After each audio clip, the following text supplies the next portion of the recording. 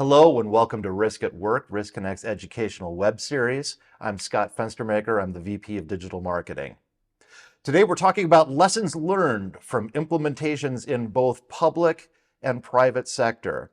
We frequently say that enterprise risk management is the study of the impact of uncertainty on objectives, but it's worth taking some time to understand how objectives can be vastly different for vastly different types of companies. And the objectives in public sector companies are much different than the objectives in private companies. And so it's worth taking the time to learn about the implications of that and what different sectors can learn from one another in terms of how they conceptualize risk. And with us today is a fantastic person to talk about public and private sector companies. First, a couple of points of order. First of all, if you have a question for our guest today, please put that in the question field of your webinar software. If it's not answered during the course of the presentation today, we will reply to you directly with an answer to your question. Also, if you've indicated that you would like CPE credit for attending this webinar, keep an eye on your inbox after we're done here today. We're going to send you a short 3-question quiz. You answer that, you send it back in, and we will reply to you with your CPE credit. All right. We all know our next guest. He's a friend of the webinar series, and it's a privilege to welcome him back. He's a consultant, author, and lecturer on enterprise risk management. You may have seen him speaking on enterprise risk management at any one of a number of venues, whether he's lecturing at the Schulich School of Business or whether he's speaking at the Risk Connect conference, where he does a fantastic job always. He is the co-editor of the textbook, Enterprise Risk Management, Today's Leading Research and Best Practices for Tomorrow's Executives. His experience as Hydro One Power became a Harvard Business Review case study. I am thrilled to welcome back my friend, Rob Quail. How are you doing, Rob? I'm very well, and I'm really happy to be here today. And it's the ink is just dry on my plane ticket back home from Connect in Orlando. So it's nice to be connecting with you folks again. And I had a great Nice to be time. nice to be connecting with you. I describe your insights on ERM as Canada's most valuable export, which indeed it is. And so we're thrilled to be able to share this with our audience today. We're going to be talking about public and private sector. This is a topic we've never gotten into before. We've never even really gotten close to before. And there's a lot to learn from this. And so I'm very happy that you've brought this material, and I'm very happy to dig into this with you. There's maple syrup too. We also have maple syrup as an export from Maple Canada. syrup and ERM insights. Yes, that's correct. That's fabulous. Fabulous. Okay, so Jockeying for shall I number jump in? one and number two. Yes, please That's jump right. in. That's right. So Scott, before we get going, we should talk a little bit about the definitions of what we mean by public and private sector. So when we Mhm. talk about public sector, I'm talking about those that are owned or controlled or entirely funded by government, whereas private are owned and controlled by individuals or groups or companies for profit. Um, there's a third category, or kind of a third category, called not-for-profits. Depending on how they are, how they're configured, and what they're there to do, they can behave like one or the other, but generally they behave more like public sector companies. So Yes. I've had roughly even mix of public and private in my consulting practice. And in fact, during your introduction, it dawned on me that, of course, when I started doing ERM at Hydro One, it was a public company, and during the course of my career there, it went private, so it became a shareholder-owned entity. So a little bit of direct experience without leaving my desk with both sides of this equation. Um, so in my consulting practice in the private sector, it's been financial services, retail, infrastructure, some agriculture, energy, construction, and technology, some SaaS providers and technology providers. And in public, it's been mostly healthcare, a few regulators, a couple of publicly owned utilities, municipalities, some learning institutions like a university, and government departments. So I've had the pleasure of helping both kinds of organizations either just get started with ERM or retool their programs to give them more value. Today, I'm going to share some of the lessons learned from those experiences. Now, I should start by pointing out a lot of the literature out there on ERM seems to be focused on private sector or profit entities. I've noticed a real gap in specific guidance on how to do ERM in the public sector. As an aside, just to briefly plug our book, this lack of literature on ERM in the public sector is one of the reasons why we have 4 chapters on it that specifically deal with experiences with the ERM sector. And of course, for every listener who now buys a copy of our book, I get a whole $4 Canadian. Anyway, this webinar should be of special interest to 2 groups. If you're trying to do ERM in public sector organizations, maybe you're trying to follow best practice as recommended by experts in business schools, but you're finding you're not getting the traction you'd like, you're stuck. Or you're a private sector, but do a lot of business with one of the public sector organizations and are puzzled by their decision making. Or you're just looking for different ways to look at ERM tools and approaches, because a lot of the innovation ERM originates actually in the public sector. So there's a myth in ERM circles that ERM is somehow better in for-profit publicly traded companies. There's more romance in ERM there. There's decision making, which is more disciplined. There's economic Darwinism and the discipline of the marketplace steering everything. So where did that myth come from? Well, the initial drivers of ERM included the need to support transparency and financial disclosure, hence the, in my view, entirely misguided folding of SOX and compliance into the role of ERM groups in the early 2000s. There was some focus from rating agencies on the topic and some, again, in my view, misguided connection to insurance. Also, during these critical formative years in the first decade or two of ERM, there were various financial crises and events. There was the aftermath of Black Monday in 1987. There was Nick Leeson and the collapse of Barings Bank. There was Enron. There was the global financial crisis in the late 2008-9 period, all involving private sector entities. And then, of course, there's James Lamb, who was the first person to have the rock star title CRO when he was at GE Capital. But why do I say it's a myth that ERM is better in the private sector? The rest of the presentation is really geared toward answering that question.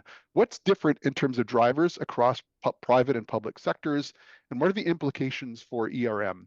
Note, I will be making some, as usual, really broad generalizations to prove a point. The reality is much more nuanced than I'll get to today. But anyway, let's start into this topic of public and private, and particularly how they define value. So ultimately, for-profit private sector entities, it all comes down to these 2 things: earnings and revenues, or specifically, usually growth in revenues. Decision-making under uncertainty is driven by competitive landscapes and attractiveness to investors. A mixture of these 2 things, according to some magic formula, adds up to shareholder value. Depending on expectations of shareholders, the strategic value of growth, the risk for the company, the maturity of the industry, the balance and emphasis between these 2 things will be different. But in the end, it still adds up to these 2 things. Now, some, particularly Scott, who tends to be argumentative, might point out that there are other drivers like human capital or reputation, which should be factors in establishing criteria for assessing risk. And this point of view is definitely valid. So I agree with you, Scott, but I could not possibly, in fact, I could not possibly agree more. But if you think about it, the ultimate reason why private sector companies are caring about things like human capital or reputation come down to how they affect these 2 things, earnings and revenues. So my view is that in the private sector, even if you model all your risks based on just the potential impact on only these 2 things, you're not going to miss much.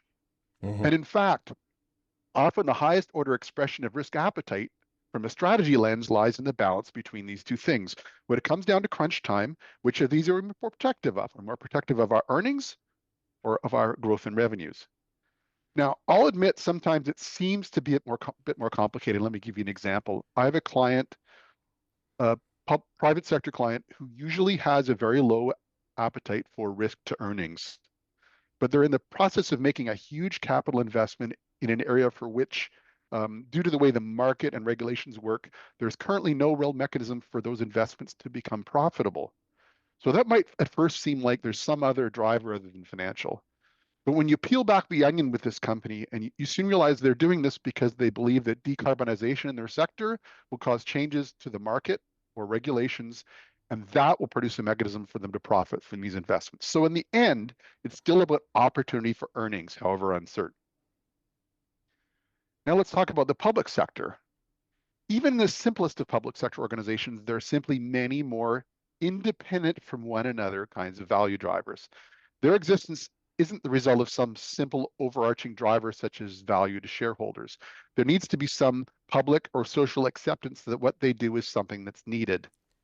Often they're intangibles that the organization delivers, and there's a constant need to demonstrate that the financial and other resources that are constantly being funneled into the organization are good value for money. Whoever the organization is accountable to, which may be, say, a government department, may expect the organization to deliver services that align with their overall social policy or policy objectives. They need to be aligned with some other commitment made by that entity, say, to the electorate. So indirectly, it might affect the political fortunes of an elected official, and that's going to matter for the organization in decision making. Also, the manner of delivery of services can affect the entire economic health or performance of a whole industry or commercial sector. Think of something like an industry regulator or government agency. They create conditions that might tilt the entire industry or region in a direction. For example, think about how reliable performance of, say, a utility can affect economic health of a region. For a less obvious example, I recently worked with sort of a collective of healthcare regulators here in Canada who had an explicit mandate to do their thing in a way that allowed or promotes workforce mobility. So a healthcare professional who's certified in that field in one jurisdiction cannot work in others. So they have a lot of impact on access to those services in different parts of the company. Remember, there's no financial driver in these cases. In fact, for many, it may be at the low end of the totem pole. There might be higher emphasis on other things. Or put another way, they may have a relatively high appetite for risk to financial results and a lower one for some of these others. Many public sector entities will have substantial financial reserves or contingencies, which they will dip into in order to preserve their ability to deliver against all these other value sources higher up on my slide. So what are the implications of all of this? Well, recall, according to ISO, risk is the effect of uncertainty on objectives. In ERM, we try to model the relationship between uncertainties and objectives. That's what we do. And a big part of the value, the thing that gives the enterprise and enterprise risk management, is the ability to compare dissimilar risks to dissimilar objectives. So having to balance more objectives just makes risk assessments more complex. Understanding the appetite for risk across each of these objectives, there are more variables to trade off in decisions. And because you don't have that common denominator of money, which is ultimately where you wind up in the private sector, you need to be more careful that you're capturing all these things. More value sources equals more objectives, equals more relationships to model in establishing risk appetite. And then also a second bullet here, your criteria for measuring impact will be more complex. Remember this, an important step in understanding your risks is why do we care and how much do we care? Helping us sort this out is the role of impact, particularly impact criteria. And if you have more value drivers, you'll have more things to model in the criteria. There'll likely be more measures. There'll be more use of non-quantitative, softer outcomes in your measures because you may care about a risk for many reasons and money may not be anywhere near the top. Let's look at a couple of real life examples. These are admittedly extreme ones, but they're real life artifacts of places that have been doing ERM for years. First, here's a growing private sector software as a service company. They have earnings on here. They've chose to express revenues in terms of customer growth. They've adopted a couple of other elements from the roadmap around achievement of their new technology solutions and employee retention because of the competitive importance of those two things for that organization. But in the end, there's only 4 drivers here and all the measures are quantitative. Now, let's look at a large educational institution. This is what their impact criteria look like. They have 8 Huh. drivers covering a range of value, including financial, but also things like stakeholder relationship, global impact on research. There are 21 line items, many of them including qualitative descriptions describing ranges of outcomes using words rather than numbers. And they need all of this in order to really properly assess and prioritize risk based on the effects of uncertainty on their objectives. It's a pretty stark difference between these two sets of criteria. Let's So, let's hold on this for just a second. So for people who are blind like me, because there's a lot going on here, can you yep, do me a favor and pick out a qualitative criteria that's your favorite here that probably wouldn't exist in a private company, just to illustrate? sure. So let's take research impact. So they Hmm. have a lineup here, the percent of publications in top decile journals. So that's then they have percentages Oh, from bottom to top. Or they have ones Okay. about community engagement, about media attention at national, provincial, and local levels. It's a Canadian institution. Or the percentage of students recognize they've worked on community-based projects, so the level of involvement in community activities. They have a thing down here on carbon footprint. They have ones on student well-being because they have students living on campus. They have things around where they're ranked in terms relative to other universities because they're competing, of course, for students, especially graduate students. Yeah. This particular institution is trying to raise their profile of their research globally. So there's a lot here in terms of the impact of research. None of that can be modeled financially. So if they don't include all these line items, they're going to miss some impacts of decisions they make. So it may look for someone who's not used to seeing criteria that's detailed a little bit ridiculous, but it's necessary for them to fully model and understand all the risks and the impacts on all 8 areas they've defined in terms of value they deliver to stakeholders. Now they can't model it financially, but I heard you say when you were describing some of these things, quantitative measures for it, so they can at least get KPIs associated. So percent of articles in top tier journals, college ranking, and so forth. So they're at least concrete measures. Are they all subject to concrete measures, or No, is it allowable to have some qualitative ideas in there too? some of them will be, some of them are qualitative. Wherever possible, we try to put numbers in there Hmm. so that two individuals, two decision makers looking at the same criteria and the same risk are more likely to come to the same conclusion. But in some cases, it's just not possible, particularly things Sure. like media impact or student well-being, right? I mean, they have Right. some soft measures of those they're You could putting in probably place, but they survey don't have, that, but yeah, exactly. yeah, yeah, but they need to capture it somewhere. So Yep. that I think is a pretty stark illustration of the difference in complexity between a privately owned software company and how they assess risk with a bunch of table of numbers Yep. and a large university. So coming back to my advice to public sector ERM folks, at the outset of setting up a program, it's really important to ask the question, what is this organization here to deliver? What are the factors that could result in success or failure? In the private sector, so long as you have decent criteria for assessing the impact of a risk on revenues and earnings, you're more or less golden. Again, you might add some other line items, and that's never a bad idea. But in the public sector, you really must have that broader view. Mhm. Now, let's come back to your private sector folks. I'm not saying you shouldn't incorporate softer aspects like reputation or community relationship in your criteria, not at all. This is still a good idea because you need to help build some consistency in how decision makers make the leap from these softer things to financial results. But it's still a much simpler modeling task because ultimate dependence, at the end of the day, everything is traced down to money. And that's just not the case for public sector. So that's value. Now let's talk about another topic that you, I think, mentioned at the beginning, Scott, which is stakeholders. So a part of understanding risk is understanding the expectations of stakeholders. Their actions and decisions can affect or amplify the way risk events are experienced. In the private sector, you only have one primary master, particularly in the US. And you remember we talked about this last time when we Yep. talked about boards, the primacy of shareholder value in terms of corporate governance in the United States, especially. As we discussed at that webinar on this thing about shareholder primacy. And plus, there are a few other important stakeholders. I've listed a couple here. Employees can influence you through other things such as culture or collective bargaining if you have a unionized workforce. Plus, of course, there's customer relationship. I suppose you could add suppliers to this list as well. In the end, at least in terms of conventional risk management, in a large proportion of industries, all of these interests are aligned at least to some degree. On the other hand, the sad truth is, without too much effort, I'm sure we can all think of examples of very financially successful companies that neglect or even abuse the latter two groups of stakeholders on this slide. But no business that ignored shareholder expectations ever succeeded very long. So there's a gulf in terms of priority for private sector entities. Shareholders really do trump all the others. Now let's contrast that with public sector.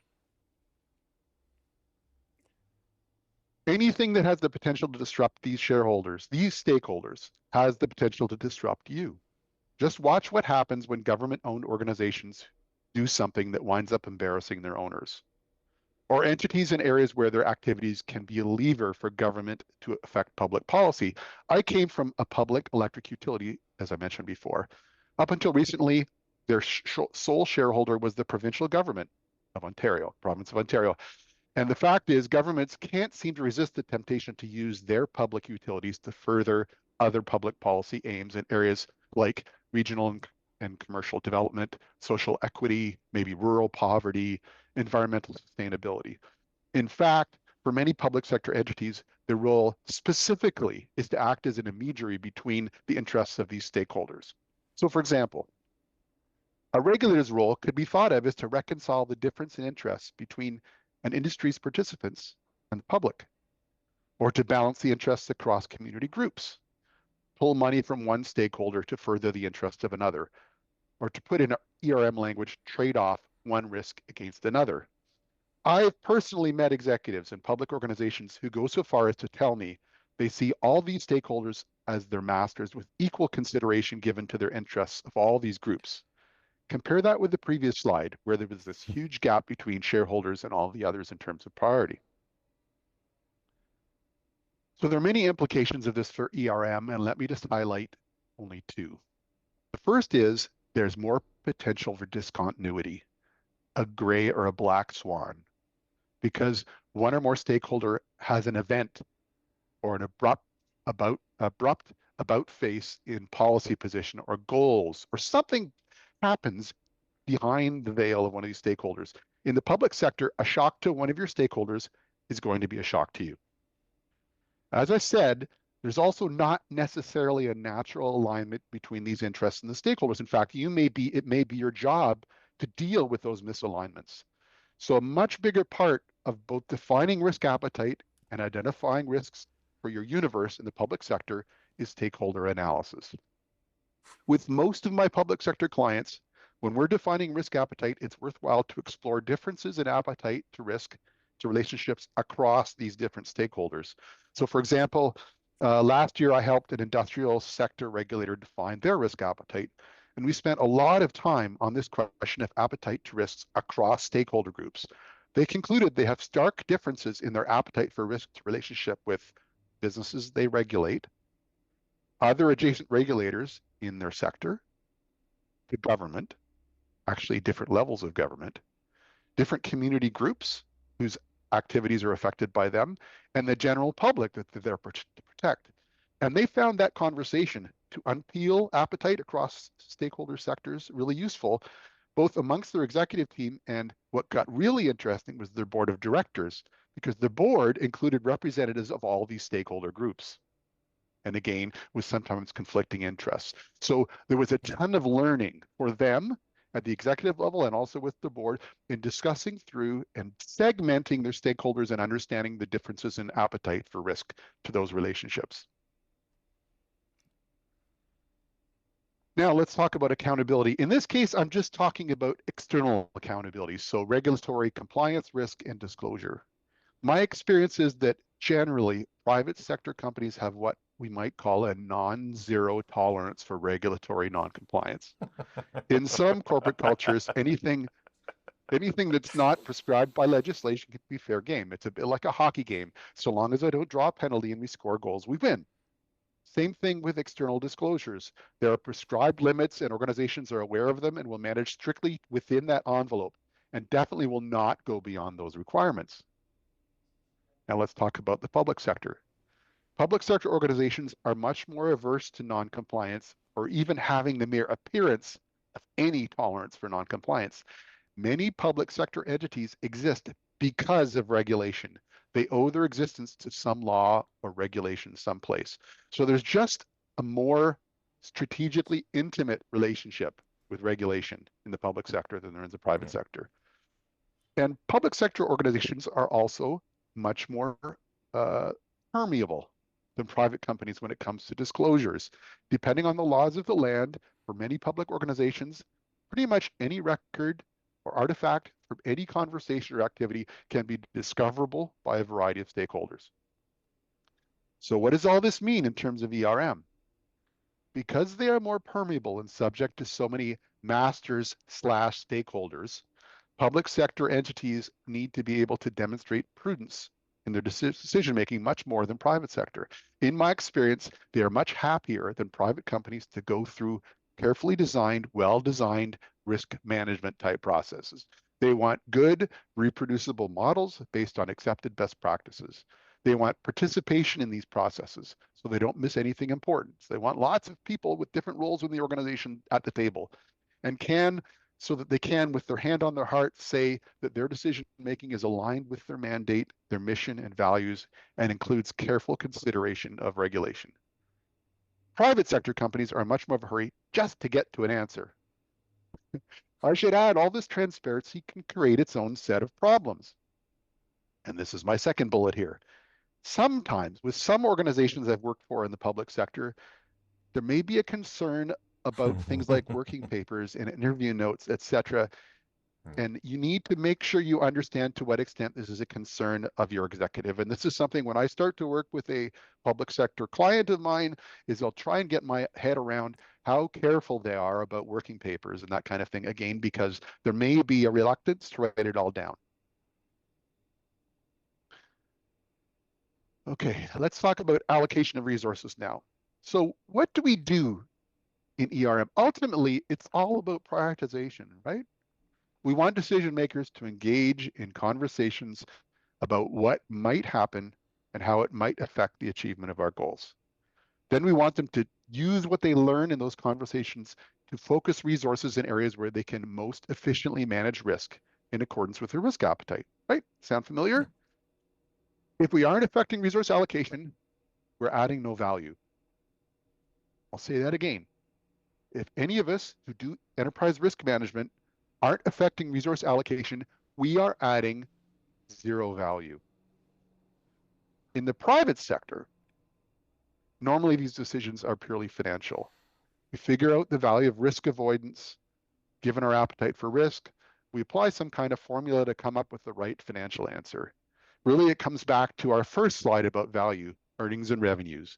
You monetize the risk and use that as the basis for the answer through some kind of model that you've hopefully your ERM folks have developed, constrained only by mechanistic things like how much cash flow we have and resource capacity. Now let's look at prioritization of the public sector. There will be just more external constraints. There may be limitations on resource use posed by government or whoever the organization reports to. Funnily enough, on the other hand, directives from on high can actually result in over allocation and over mitigation. If there's misalignment between the risk appetite of the parent organization and the public sector company you work for, you may wind up going way beyond the efficient frontier when managing a risk because your master expects you to, maybe in terms of how you conduct yourself with a specific stakeholder dealing with an issue. It's another aspect of this messy stakeholder thing I was talking about earlier. It may also be. May I jump in real quick and ask for an elaboration on that? Do you have an You example that just comes did. to mind of which one? You just did jump in. Yes, you may. Oh, Sorry. oh, Uh, I love you, dude. Can we get does an example come to mind of the type of over mitigation that you're talking about because of this disalignment between a master and the public organization? I can.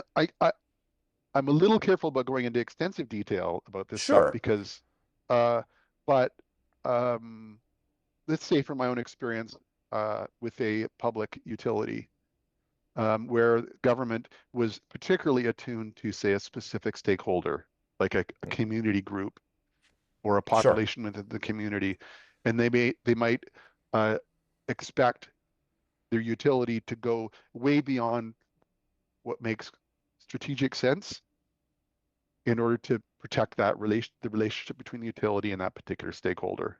So it may drive you to make massively uneconomic decisions just because the government was so averse to risks if affecting that particular say Because one stakeholder had in this case disproportionate say or there was sensitivity towards that particular stakeholder and so the message came down either overtly or sub rosa do whatever you can to absolutely avoid stepping on this third rail, and that's the type of idea, right?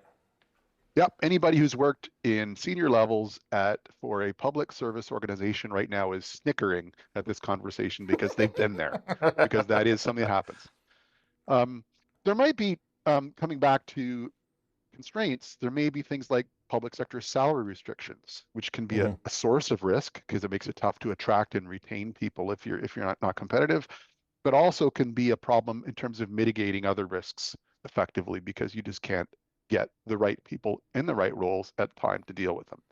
And the whole optimization formula is more complicated for all the reasons we talked about earlier. There are multiple sources of value, there are numerous stakeholders, there's greater transparency. The thing you're optimizing is no longer just the two variables of revenue and earnings, like two lines on a graph. There's eight, like in the case of that university. Right. So let's talk about some implications of this. Um, remember I forget which webinar, at least a couple times I've raised this model of strategic, external, and controllable risks. This comes from a paper by Robert Kaplan Annette. and Annette Mikes. Yes. Yeah. So strategic risks are risks that you choose to take because you can make money or grow or get better at something. External risks are risks that are part of the external environment that you can't really make go away. They're part of the ante of operating in that space. And then controllable risks are things that are within, that should be within the control of your organization internally. The thing is, in the public sector, what's normally an internal controllable risk can suddenly become an external risk source. A third party, such as your government or a stakeholder, has imposed something on you that disrupts decision making and prioritization, and hence what should have been an internal, entirely controllable risk is suddenly much harder to manage. The end result of this is just a general higher residual risk acceptance specific to external risk. Public sector organizations are experts on external risk. If you plan on really going to town on applying ERM tools to resource allocation, you remember our earlier webinar available on a Risk Connect website near you called Integration of ERM into Other Things. We talked Yeah. about this, right? About using risk basis for prioritization of capital investments.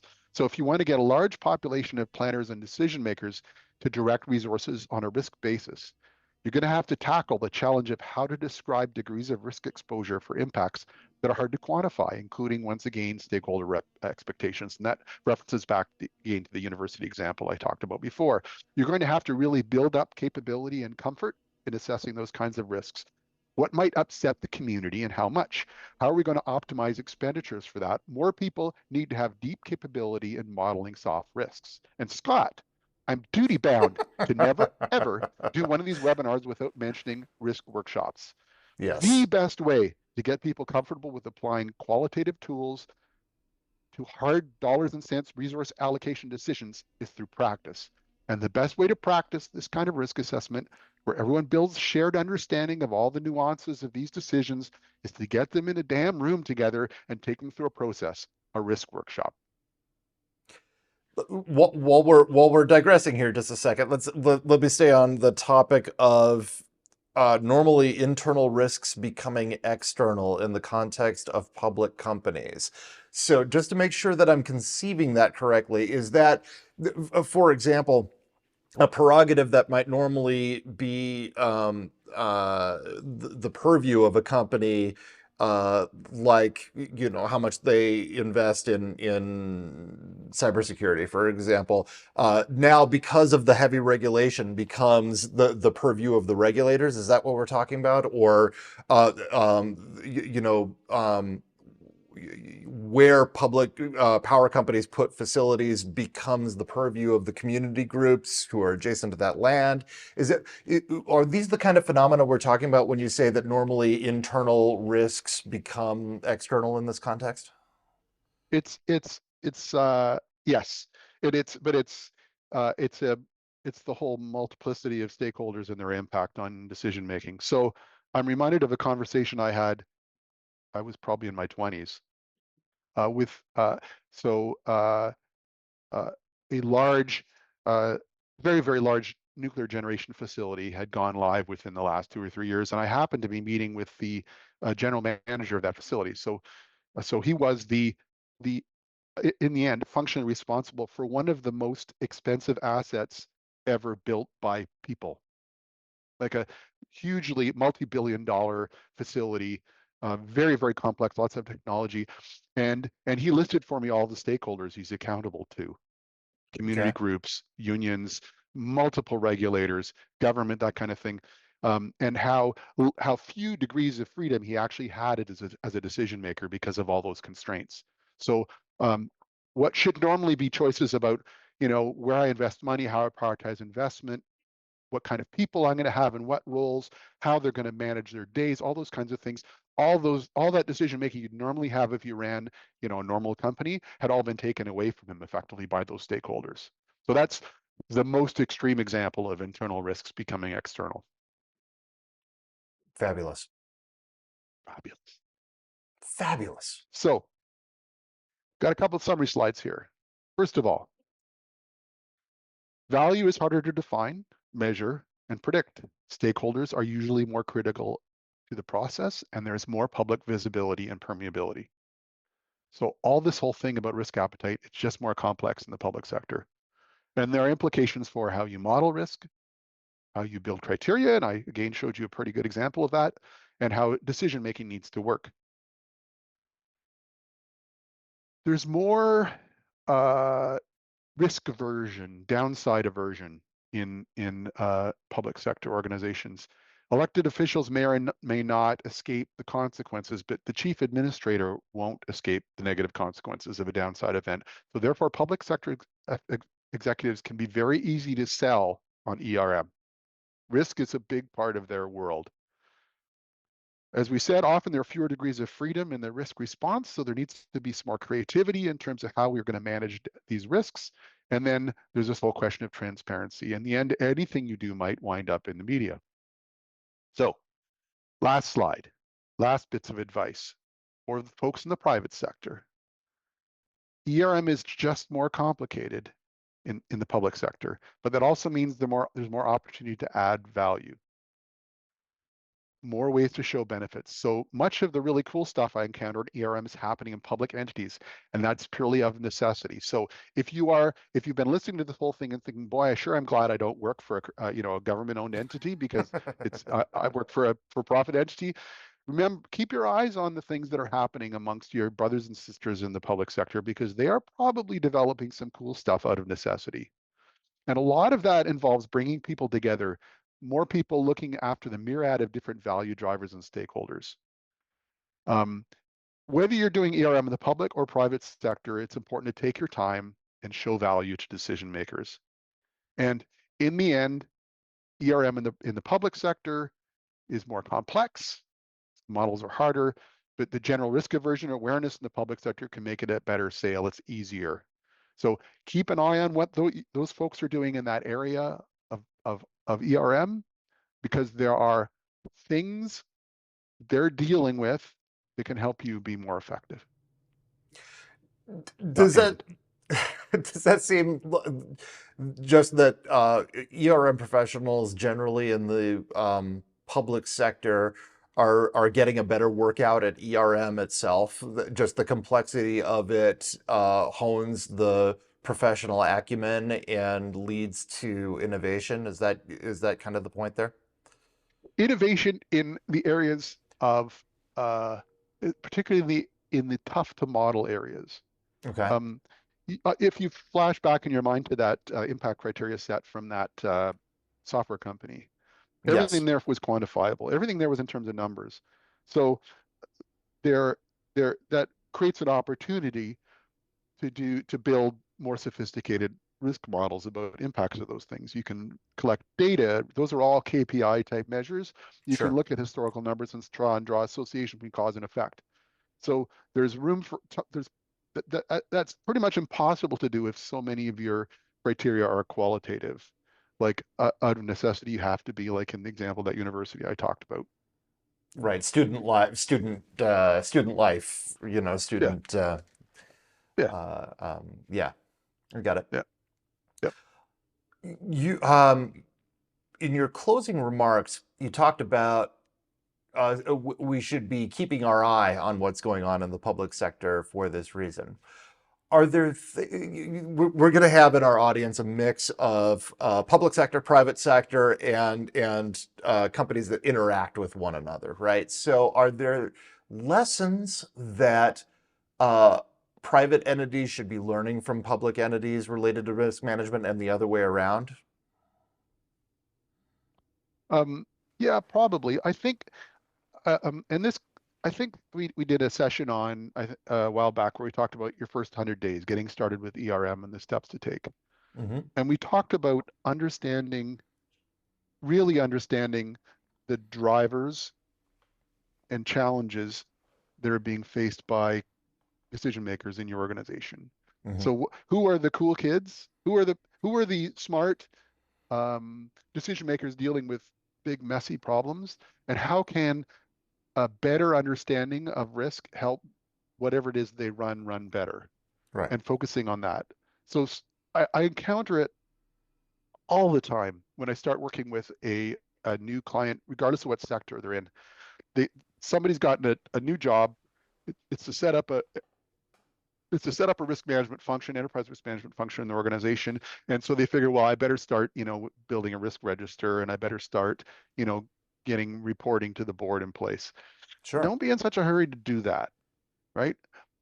Spend some time understanding um, what people are dealing with, what decision makers are dealing with, what challenges they have. How has that high level expectation for revenues and earnings translated into business objectives for decision makers elsewhere in your organization, and apply some of that kind of thinking about, okay, so we've got this uh, removed aspect of of risk and value that might be translatable back to revenues and profit. Um, but people all through the organization, if it's properly set up and you have responsibilities allocated properly, you got smart people, will have turned that into activity. So understand those activities. Sure. I might be rambling a bit here.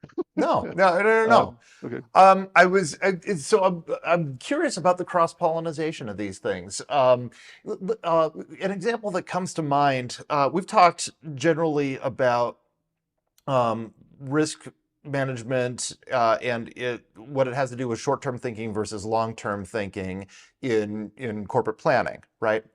And I'm wondering if might be a correlation here. We've talked in the past about stakeholder primacy leading to ever shorter and shorter term thinking, having to do about the profits from just the next quarter and the next quarter and the next quarter. Adding some diversity of stakeholders and so forth, and diversity of perspectives by necessity in the case of public sector, might also unintentionally lead to practices that are a little bit more beneficial for the entity in the longer term because of a lack of that monomaniacal focus. Is that true, or am I completely off Yes. base?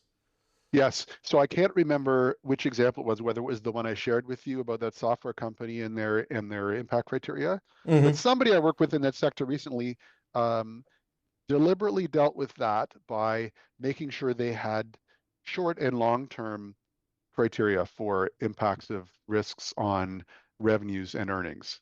Yeah. And that backed them into discussions about things like, well, how attractive are we as an employer? Or what's our relationship with stakeholders like, other providers with whom we might partner, that kind of thing. So that kind of backs you into those more indirect drivers of value and also the longer term ones. Yeah. So uh, um, you don't want to just be focused on, no company who just focuses on the near term when looking at risks is going to learn much.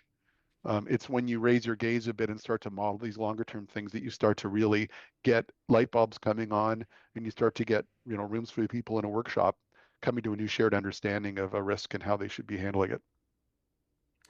I want to go back to something that you said about the value of ERM in the public sector, right? I took the immense value of it because of the complexity of the stakeholder matrix going on and all of these interests coming together and some of those interests being across purposes. So being able to understand the risks associated with all of these different stakeholders is obviously crucial. But you also made the point that um, th- uh, there are less degrees of freedom in decision making in such companies as well, because some of these things become external to the point, right? So we have kind of two things happening at once: the cruciality of the analysis of ERM in the public sector, and the fact that it's harder to do anything about the results of that analysis because a lot of those degrees of freedom are taken out of your hands. Is that a thing? Is ERM more difficult to execute in the public sector, or do we still have enough internal control over enough things that there are different decisions that we can make? Well, it's neither. It's just kind of it's just kind of the deck you're dealt, right? It's the card. Hmm.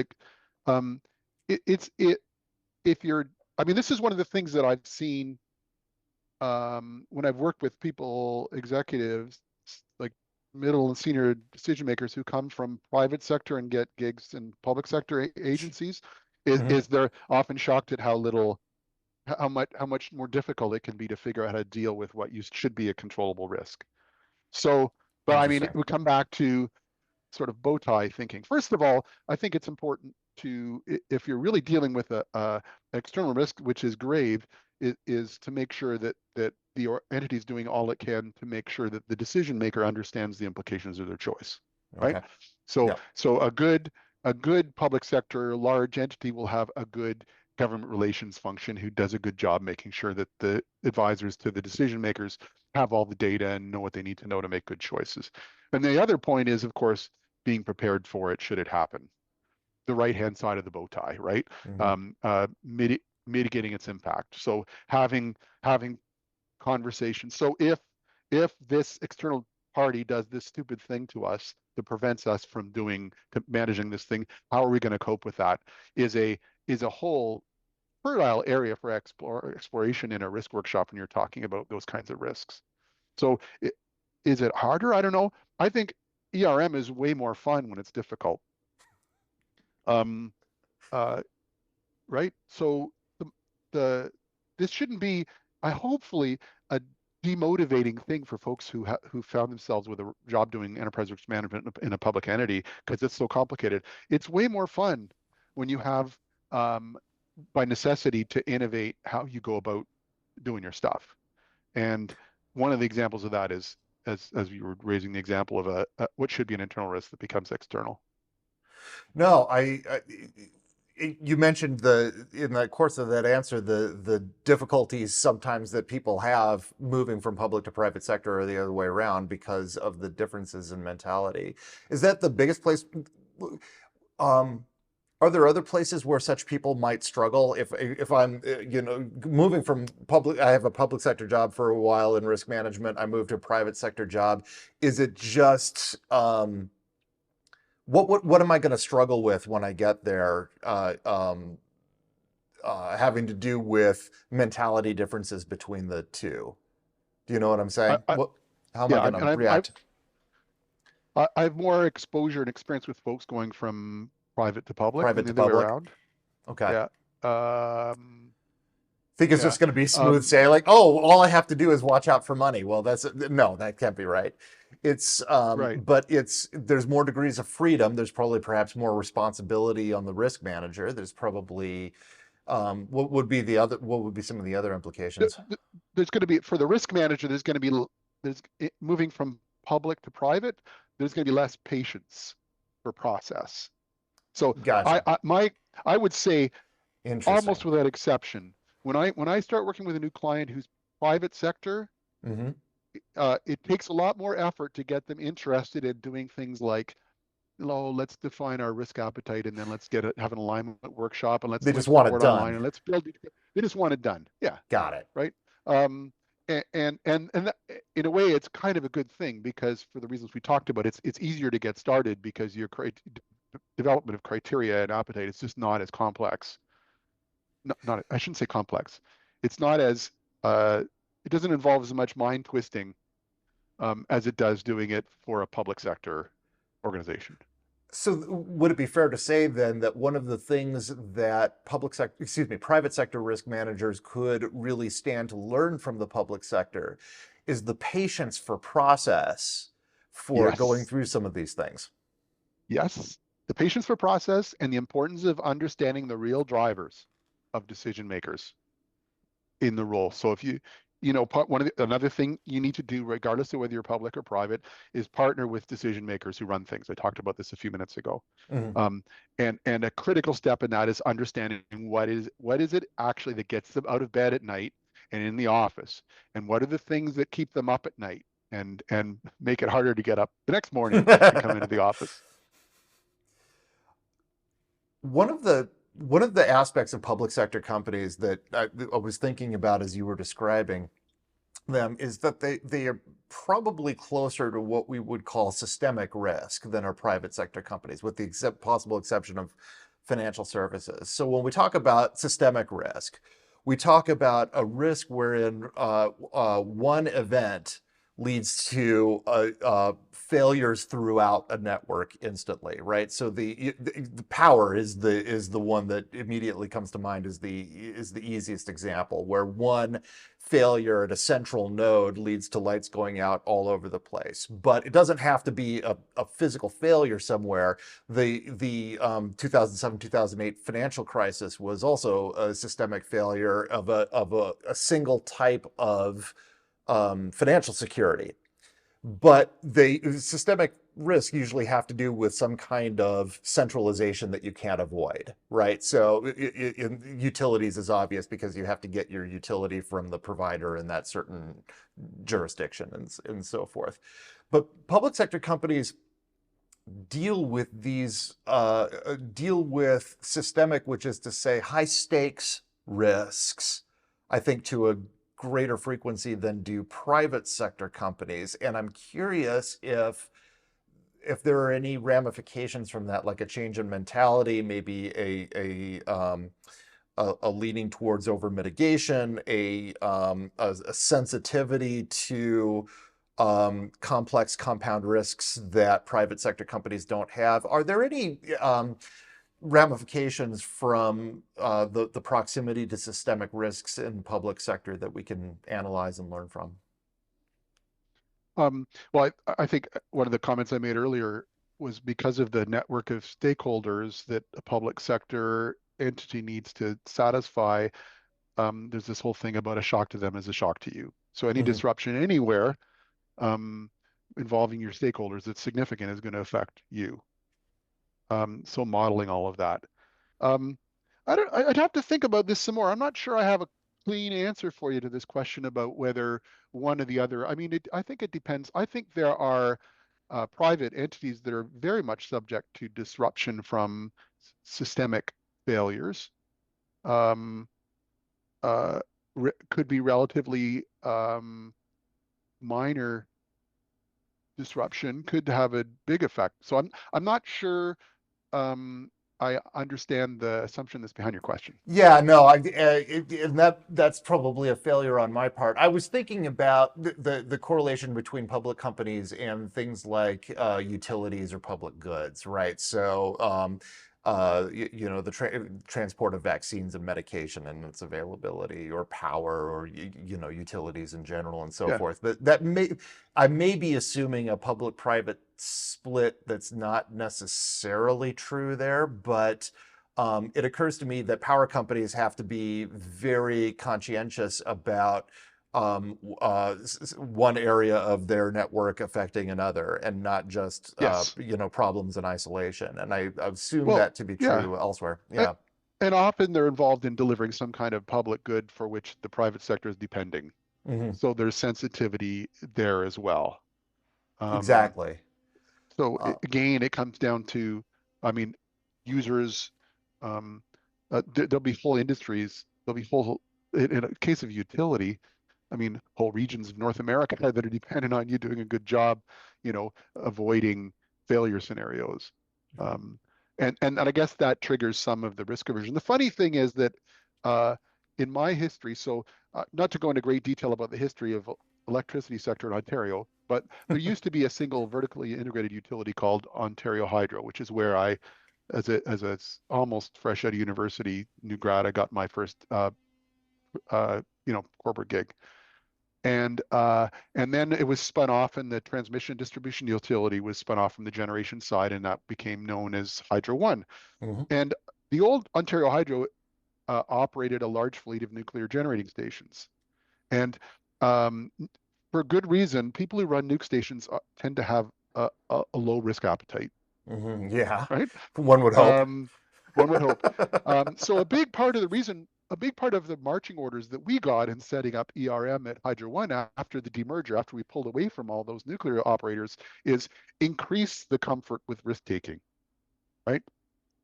There was a it was almost in the water supply. There was just a tendency to be super belt and suspenders, very risk averse in terms of decision making, and and a reason why we were asked to help try and model risk and inject it into the way we make decisions about other things is to say we can't afford to be that way anymore. We need to be a more lean and mean, more competitive, more commercially behaving kind of company, which paved the way ultimately to, as I mentioned earlier, Hydro One's move into the private sector.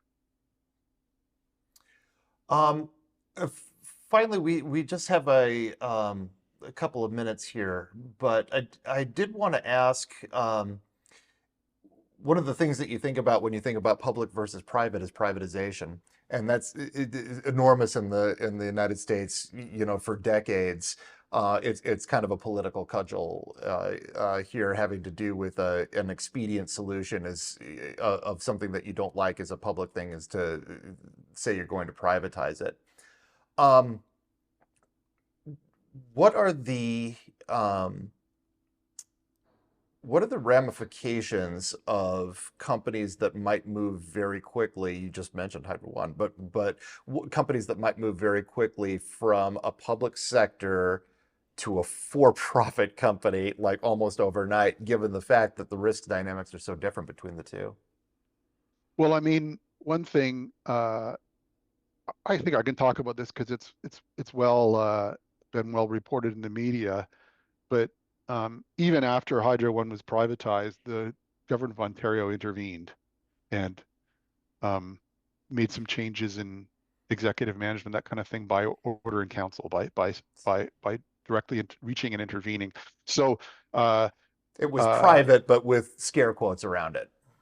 yes, Yes. and I think that to their folly, the initial uh, during the initial periods following the privatization, decision makers behaved a little bit too much as if they were in the private sector. Hmm. Like there, Okay. just flicking that switch doesn't necessarily mean that all the things that government is accustomed to doing with that entity are going to go away. Right. So it's not it's it's like a divorce, right? Yeah, we're separated as of this date, but it can take months or years before you sort out who gets the dog.